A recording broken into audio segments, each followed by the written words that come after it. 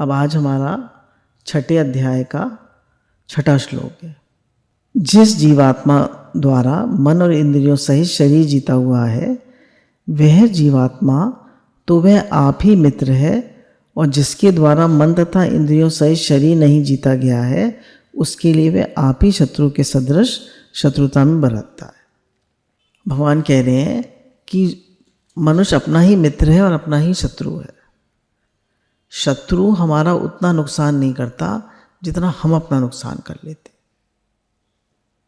जब हम राग द्वेष करते हैं, चिंता करते हैं, परेशान होते हैं, दुखी होते हैं, दूसरे के लिए गलत भाव रखते हैं, तो उससे हमारी जितनी नुकसान होता है उतना दुश्मन क्या करेगा?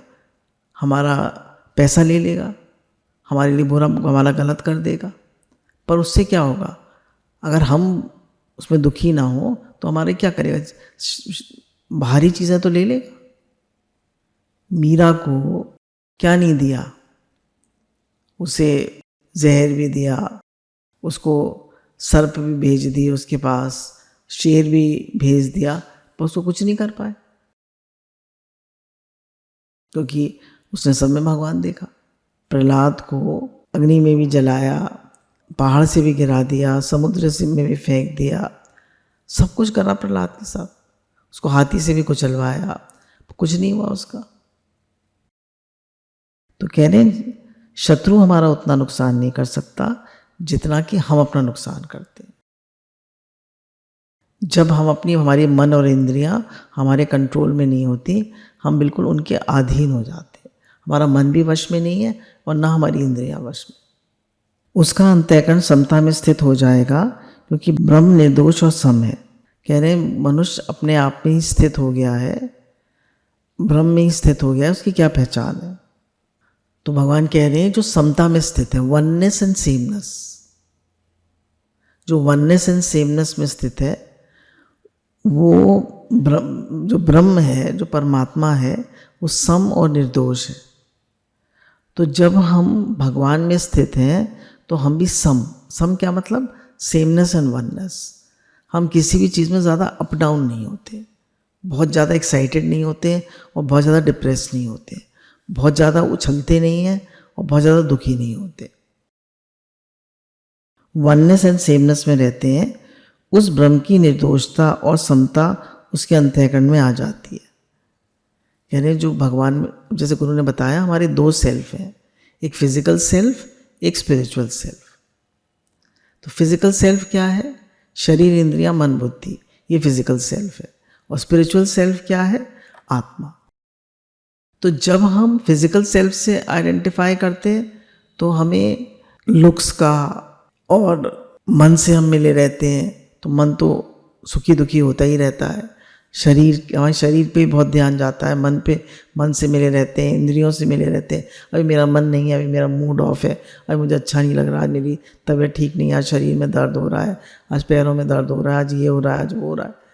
बहुत सी चीज़ें होती हैं मनुष्य को, क्योंकि शरीर और मन और इंद्रियां ये बराबर बदलते रहते, दे आर कंटिन्यूसली चेंजिंग।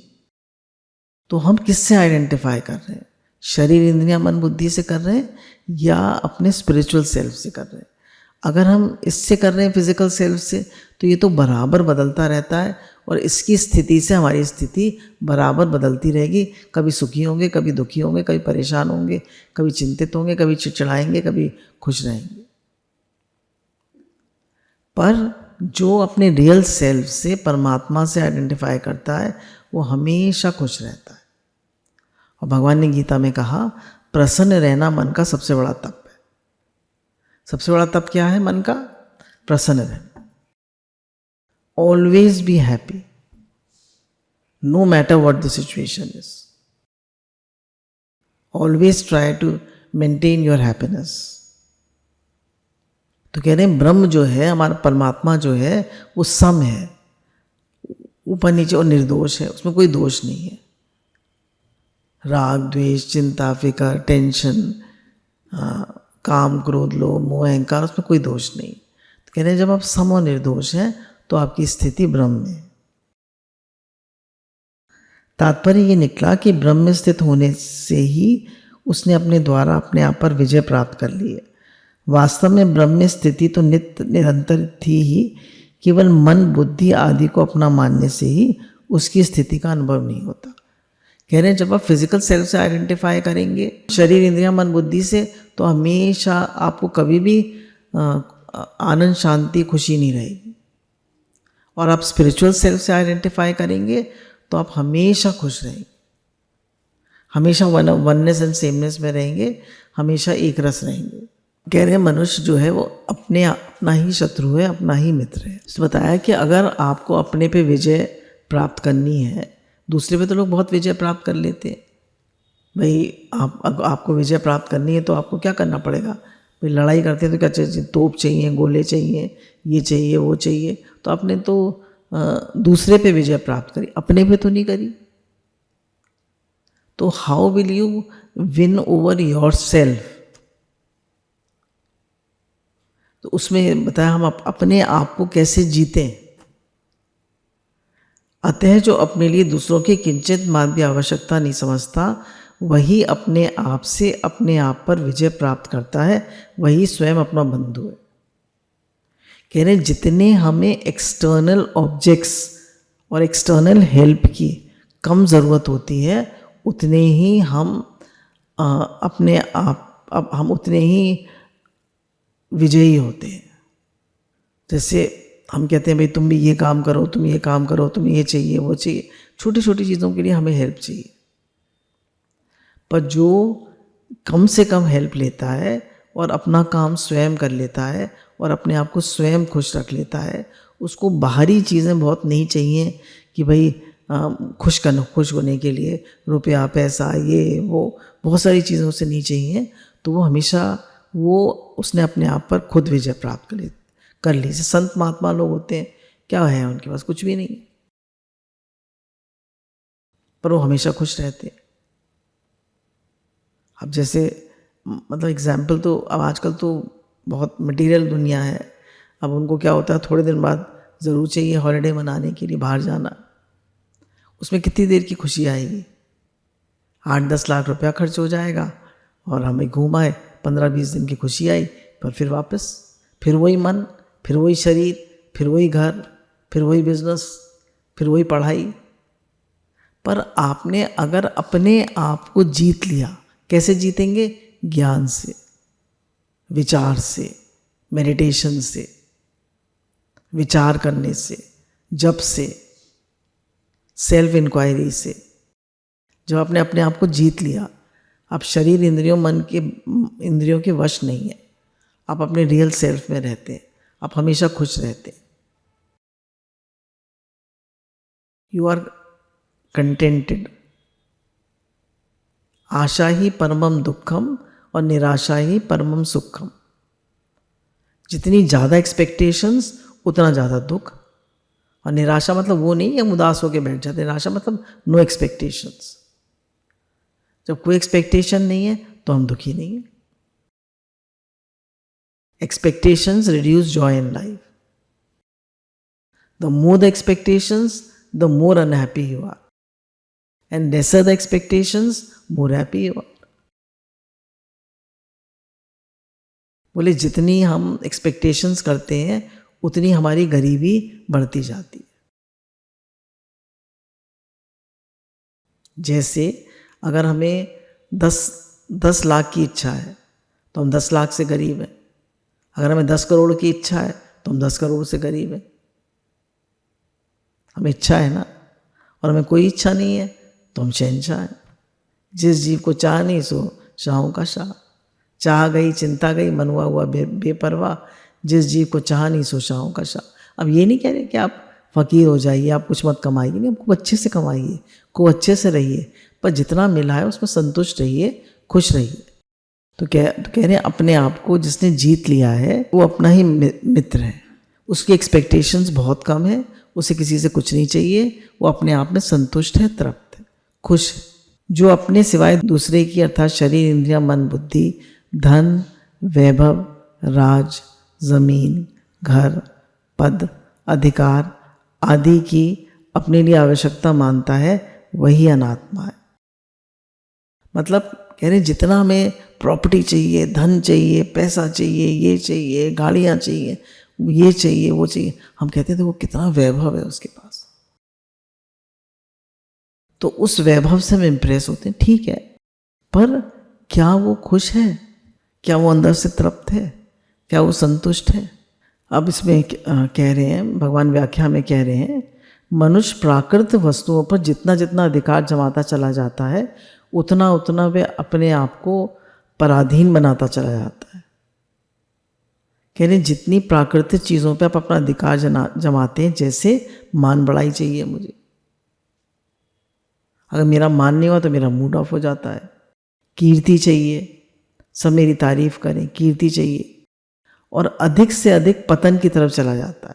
बोला जितनी आपकी एक्सटर्नल ऑब्जेक्ट्स, एक्सटर्नल चीज़ों पे आपकी हैप्पीनेस डिपेंडेंट होती है, उतना आप पतन की तरफ जाते हैं।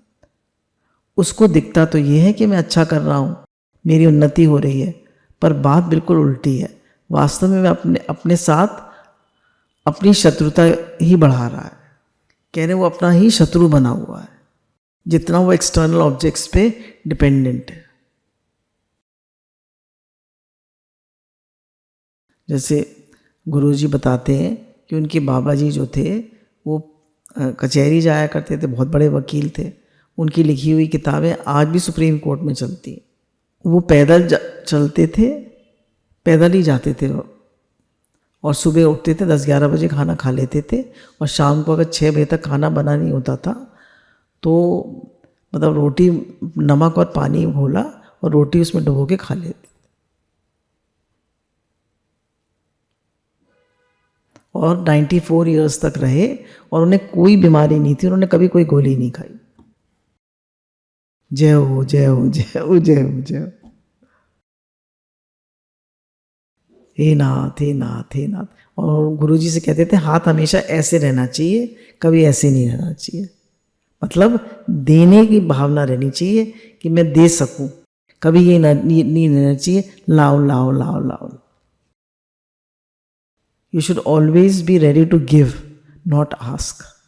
हे नाथ, हे नाथ। तात्पर्य ये हुआ, कोई भी मनुष्य अपनी दृष्टि से अपने साथ शत्रुता का बर्ताव नहीं करता, परंतु असत वस्तु का आश्रय लेकर मनुष्य अपने हित की दृष्टि से भी जो कुछ बर्ताव करता है, बर्ताव वास्तव में अपने साथ शत्रु की तरह ही होता है, क्योंकि असत वस्तु का आश्रय परिणाम में जन्म मृत्यु रूप महान दुख देने वाला है। अब देखिए, एसी के बिना हम सो नहीं सकते, हमें हर समय एसी चाहिए, हमें हर समय गाड़ी चाहिए। अब ये जो बच्चे हैं यहाँ पले बड़े हुए हैं अलीगढ़ में, तो ये लोग साइकिल से स्कूल चले जाया करते थे। अब बच्चों को कार चाहिए, फिर ड्राइवर चाहिए, अब ट्रैफिक भी बहुत हो गया, अब तो बच्चे साइकिल से जा भी नहीं सकते। तो मतलब कितनी डिपेंडेंसी, बच्चों को आजकल ट्यूशन चाहिए, ये चाहिए, वो चाहिए। तो कह रहे जितनी एक्सटर्नल चीज़ों पे आपकी डिपेंडेंसी बढ़ती जाती है, उतने आप अपने ही शत्रु, एनिमी, आप अपनी एनिमी बनते जाते हैं। और जितना आप एक्सटर्नल ऑब्जेक्ट्स पे कम रिलाय करते हैं, आप उतने ही अपने फ्रेंड बनते जाते हैं। बोले बाहर कोई एनिमी नहीं है, हमारा अपना मन, हमारी अपनी सेंसेस, हमारी अपनी इंद्रियां, हमारा अपना ही एक्सपेक्टेशंस और हमारी चीज़ों पे डिपेंडेंसी, वो ही हमारे शत्रु हैं। There is no enemy outside. जो नुकसान शत्रु करता है वही नुकसान वह खुद अपना करता है। एंगर, लस्ट, ग्रीड, ये सब क्या है? जितना मनुष्य इनमें जाएगा उतना वो शत्रु बनता जाएगा अपना। वास्तव में भोगी मनुष्य अपना जितना नुकसान करता है उतना शत्रु भी नहीं कर सकता। और जो भोगी है, खाना भी तरह तरह का चाहिए, खूब भोगने को चाहिए। मतलब आजकल क्या हालत बना रखी है मनुष्य ने अपनी। तो कह रहे हैं जो भोगी मनुष्य, वो जितना शत्रु है उतना कोई नहीं है अपना शत्रु। वास्तविक दृष्टि से देखा जाए तो शत्रु के द्वारा हमारा भला ही होता है। वह हमारा बुरा कर ही नहीं सकता, कारण वह वस्तुओं तक ही पहुंचता है, स्वयं तक पहुंच ही नहीं सकता। अतः नाशवान के सिवाय और वह क्या कर सकता है? वास्तव में हमारा नुकसान हमारा भाव बिगड़ने से ही होता है। तो क्या कह रहे हैं कि अपने भाव की रक्षा कर। कह रहे हैं अगर आप अपना भाव बिगाड़ोगे, गुरु कहते हैं किसी की बुराई मत, किसी को बुरा मत समझो, किसी का बुरा मत सोचो, किसी का बुरा मत करो, और किसी का बुरा मत सोचो, करो, बोलो और समझो और देखो। किसी को बुरा मत करो, सोचो, देखो, बोलो, करो और समझो। किसी की बुराई मत करो, अपना भाव अच्छा रखो। वासुदेव सर्वम है ही भगवान। जो आपको नहीं समझ में आते लोग, जो आपको मतलब आपको लगता है इनसे हमारा मन मैच नहीं करता, तो उनसे ज़्यादा मिक्स मत होइए, उनसे एक दूरी बना के रखें। हाँ, राधे राधे, जय श्री कृष्णा, हेलो, हाय, बस। जो आपके मेंटल लेवल के हैं, जिनके साथ आपका मन मैच करता है, जिनमें राग द्वेष नहीं है, जो आपके इंटेलेक्चुअल लेवल से, आपके मेंटल लेवल से, आपके स्पिरिचुअल लेवल से, जिनके साथ रह के आपकी उन्नति होती है, आप राइज करते हैं, आप उनके साथ रहिए। जिनके साथ रहकर आपका मन खराब होता है, आपके मन में ग्रीड बढ़ती है, लस्ट, एंगर बढ़ता है, आपका पतन होता है, उनके साथ उनका संग मत करिए। जब बच्चे छोटे थे तो उनसे कहते थे ये होशियार बच्चों के संग बैठा करो होशियार बच्चों के संग बैठा करो। तो आप जैसे as the company so the colour. तो हम किसकी कंपनी करते हैं? हम अपने मन से मिले हुए हैं या हम परमात्मा में रहते हैं? तो गुरु भगवान हमें यही बता रहे थे कि भगवान से प्रेम करना चाहिए, भगवान में मन रहना चाहिए, बार बार कहना चाहिए, हे नाथ मैं आपको भूलूं नहीं, हे नाथ मैं आपका हूं, आप मेरे हैं। सबसे बड़ी कंपनी भगवान की है। भगवान ही संसार के मालिक हैं और हमारे शरीर को चलाने वाले भी भगवान हैं।